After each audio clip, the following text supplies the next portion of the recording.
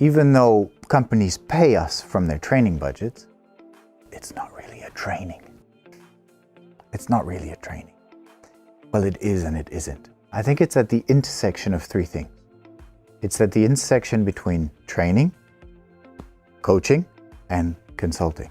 We're very close to the world of coaching because we bring people to modify the way they look at themselves, the way they look at their conversations, the way they look at their relationships in general.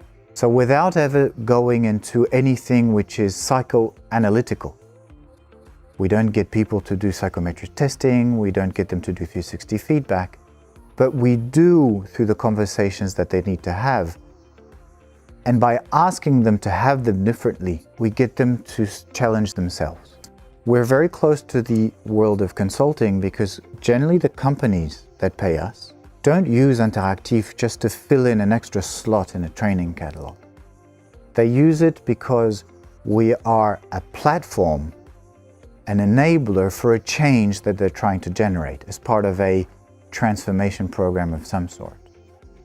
Whether it's about the way we manage, can I be demanding and have authority without being authoritarian as a manager? How can I develop respect from my clients without treating them like a king? Because I don't know who invented this saying, but the client is king. I think we should stop talking about that. So to go back to my initial point, we're at that intersection of those three things: training, coaching, and consulting. And I think one of the other things is we are probably to psychologists, we as trainers from Interactifs, very much what coaches in a sports environment are to sports doctors. Let me explain. In order to be a good coach for an athlete, you need to understand how their body works. But you're not here to fix the aches, the pains, the fractures that they've got. But you need to understand how the body works. And for us, it's very much the same. All of the trainers for Interactifs come from a professional background that involved relationships and conversations that were frequent and every time represented high stakes. We're not trained psychologists. We don't enter into the sphere of people's intimacy.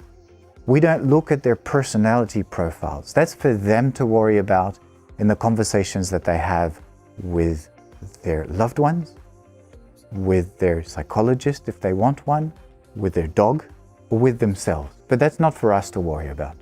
What we take care of is how they can better use the things that they already know, both about the subject they need to deal with, but also about themselves, so that the conversations that they have are more productive, they produce those results with less energy, and that whilst producing those results, they can be reproduced through time because people enjoy doing it together.